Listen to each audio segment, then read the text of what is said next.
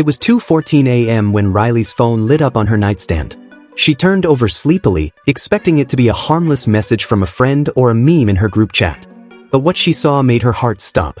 Her lock screen was flooded with strange notifications, unknown numbers, Instagram tags, and DMs. Confused, she grabbed the phone and swiped it open. The first message she saw simply said, "Yo, is this really you?" followed by a blurry screenshot. She tapped the image and her stomach dropped. It was one of her private photos. The picture she had taken months ago, meant only for one person, was now out in the world. Her fingers trembled as she scrolled. Another message came in, this one from a girl at school. "I didn't know you were like that, Riley." Wow. Another. And another. Riley's eyes darted around her room, heart pounding in her chest. Her face flushed with heat, then cold. She couldn't breathe. She opened her Instagram. Dozens of people had tagged her in stories. Her DMs were a disaster, filled with laughing emojis, disgusting comments, and fake concern. She tried logging out. She tried deleting the app. She tried to breathe, but it felt like someone had placed a rock on her chest. She clicked through the tags, and there they were. Her pictures. Some of them had her face. Others didn't, but everyone knew. Someone had hacked her account, or worse, someone she trusted had leaked them. "No, no, no," she whispered to herself, knees pulled to her chest, rocking back and forth.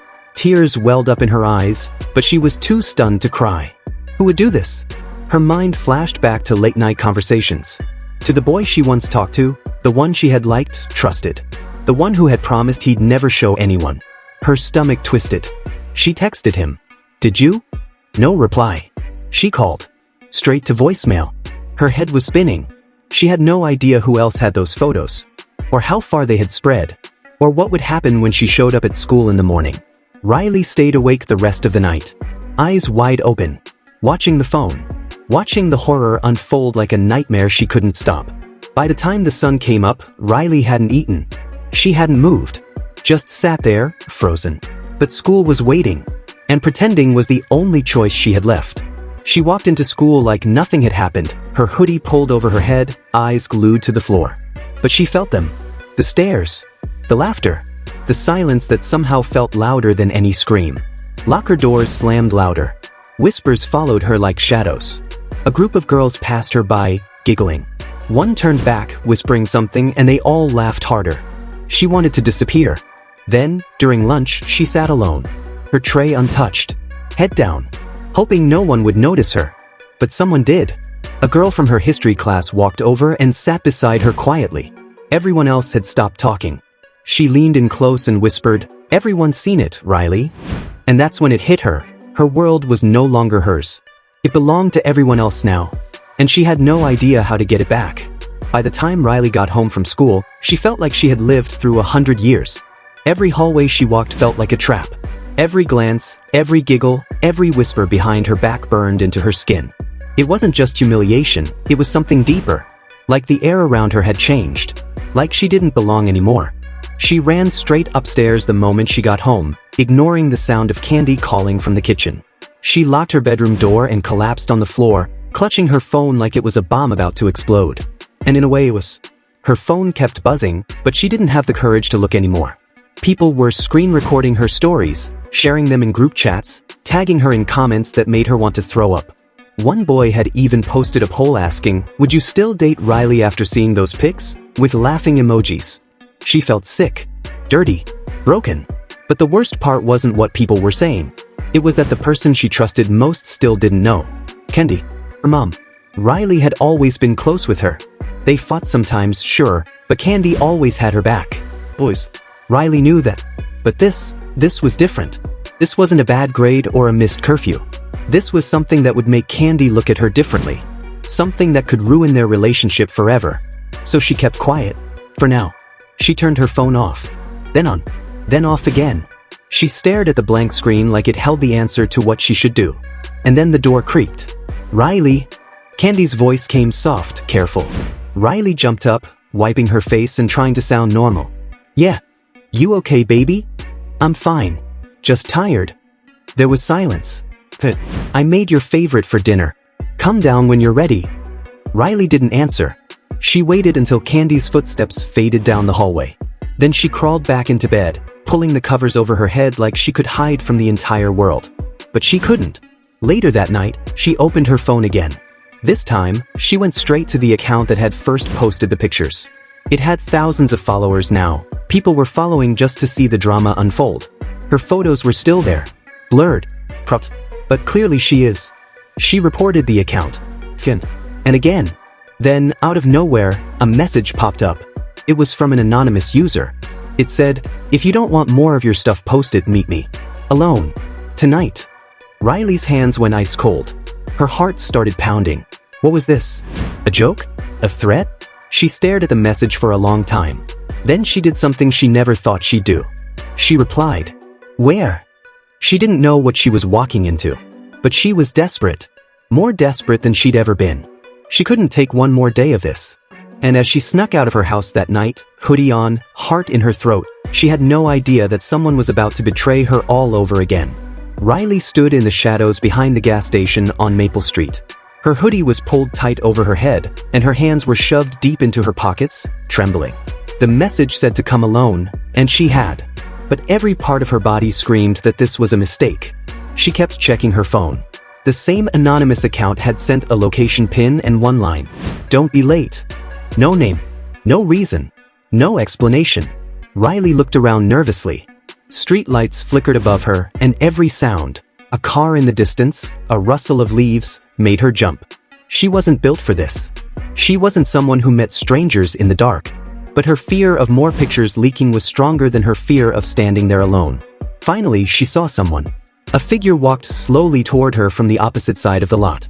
Hoodie, black pants, face hidden. Riley's heart thudded in her chest like a drum. Who are you? She asked, her voice shaking. The figure didn't answer at first. Then came a chuckle. A cold, bitter laugh. You didn't think this was gonna stay a secret, did you? Riley froze. That voice. She knew that voice. It was Jade. A girl from her school. Someone she used to call a friend. Jade? What are you? What is this? Jade pulled her hood down, revealing a twisted smile. It's payback. For what? Jade's smile vanished. You stole everything from me. Friends, pension. You walk around like some princess just because your mom's famous. Well, now the spotlight's on you. Riley's stomach dropped. She remembered the stupid fight they had months ago. Over a boy. Over popularity. Over something so small, Riley had already forgotten. But clearly Jade hadn't. You leaked my phone? Riley asked, her voice barely a whisper. I didn't have to, Jade shrugged. You left it on the table during that party. Unlocked. I just borrowed it. Copied what I needed. Riley backed up a step, heart racing. You don't understand what you've done. Oh, I do, Jade said. And I'm not done yet. Riley didn't wait to hear more. She turned and ran, out of the lot, down the street, gasping for air as the panic swallowed her whole. She didn't stop until she got home. She slammed the front door shut, locked it, and sank to the floor. This was worse than she thought. Someone she trusted had gone behind her back. Used her secrets as a weapon. And now she had no clue how far Jade was willing to go. But someone else was watching now too. Upstairs, in her bedroom, Kandi was sitting on Riley's bed. Her daughter's tablet in her lap. Face pale. Hands shaking. She had just seen the truth for herself. And everything was about to change. Kandi sat frozen on Riley's bed, the glow from the tablet lighting up her face in the dark room. Her hand covered her mouth, but it couldn't muffle the storm building inside her. She had only grabbed the tablet to check Riley's screen time. Just a routine mom thing. But the moment she opened Riley's messages and saw what had been sent to other people, and what had been received, the world around her started to tilt. There were photos, texts, videos. Not those kinds of videos, but enough to show Kandi that Riley had been involved in things she never should have been near. Private pictures. Deep conversations with boys Kandi had never even heard of. Messages full of fear, Riley begging someone not to leak her stuff. It was all there. A timeline of her daughter's secret life. And then came the group chat. The one where people were laughing. Spreading Riley's pictures. Making comments. Disgusting ones. Kandi's blood ran cold. When she heard the front door slam downstairs, she knew it was Riley. And for a moment, she didn't know what to do. Scream? Cry? Hug her? Ground her? Instead, she sat still. Waiting. Riley crept upstairs, breath still unsteady. Her heart was pounding from what had just happened with Jade. She needed to think. to hide, maybe even pack a bag. But when she stepped into her room, she froze. Kandi was sitting there, in silence, holding the tablet, and Riley knew. "Mom?" she whispered, her voice breaking. Kandi looked up. Her eyes were red, but she wasn't yelling. She wasn't even angry, not yet. She just looked hurt. "Why, Riley?" Kandi said, barely above a whisper. "Why didn't you tell me?" Riley's knees gave out and she fell to the floor, tears spilling down her cheeks. "I didn't mean for it to happen like this," she cried. "I was scared, Mom. I didn't want you to hate me." Kandi got up slowly and knelt beside her daughter. "Hate you? Baby, no. I don't hate you. Psst.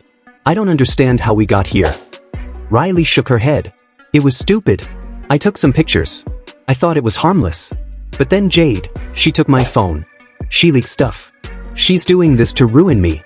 Kandi wrapped her arms around Riley and held her close. "You are not ruined," she whispered. "You are mine. And I'm going to fix this. I promise you we'll get through it. But you should have come to me. You should have trusted me." "I thought I'd disappoint you," Riley sobbed. Kandi pulled back just enough to look her in the eyes. "The only thing that disappoints me is how alone you must have felt." For a long moment they just sat there, mother and daughter, wrapped in pain, honesty, and the kind of love that doesn't break, only bends. Then Kandi stood up. "Tomorrow," she said, "we're going to school. We're going to the police if we have to. No more secrets, Riley. You don't fight this alone." Riley nodded through her tears. She was terrified. But for the first time in weeks, she wasn't alone. The next morning, Kandi wasn't just a mom, she was a force of nature. She woke Riley up early, made her eat breakfast, and handed her a clean outfit. "We're going to the school first," she said firmly. "Then we handle the rest." Riley's stomach turned with nerves. She hadn't been back to school since the leak. Her phone was still blowing up with messages, some from classmates, others from unknown numbers mocking her, threatening to post more. The group chat screenshots had gone viral in their little world.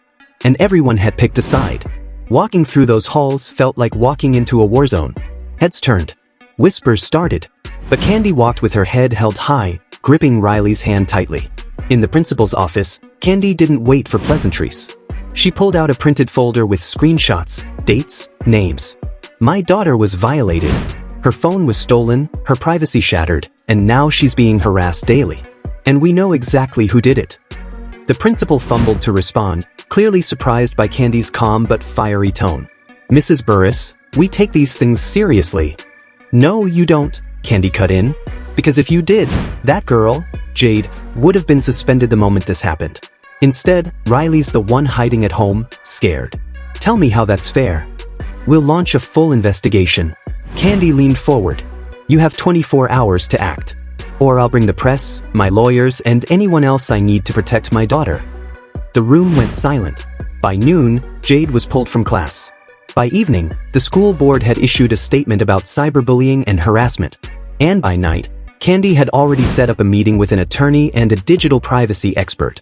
But despite the steps forward, Riley still wasn't okay. She sat curled up on the couch, knees to her chest, scrolling through her socials. Even though Kandi had asked her to log off, the comments haunted her. Attention seeker. Why would she even take those pics? She deserves it.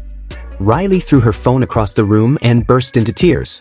Kandi rushed over and hugged her tight. "They don't know you," Kandi whispered. "They don't know how kind you are. How smart. How strong." "I don't feel strong," Riley sobbed. Kandi held her face gently. "That's what trauma does. It makes you forget who you are. But we're going to remind them. And more importantly, you're going to remind yourself." Riley clung to her, trembling. For the first time in her life, Riley had been dragged into a fire she never asked for. But she wasn't walking through it alone. And Kandi? She was just getting started. A week had passed. The firestorm hadn't ended, but Riley had changed. Therapy sessions began. Kandi hired a trusted woman therapist who specialized in teen trauma. Riley didn't say much at first. Just nodded. But little by little, she started to speak. Then cry. Then admit things she'd kept buried. "I didn't even send those photos to anyone," she whispered one day.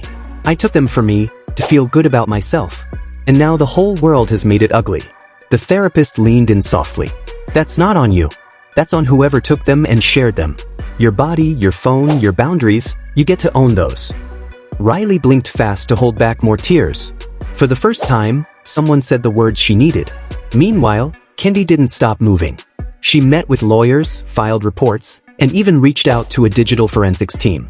They tracked the exact time and IP address when Riley's phone had been accessed, and Jade's name was all over it. But it wasn't about revenge anymore. It was about power. Reclaiming it. Riley walked back into school with her chin up. People still stared, but this time, she didn't flinch. She wore a simple sweatshirt with one bold word printed across it, unbreakable.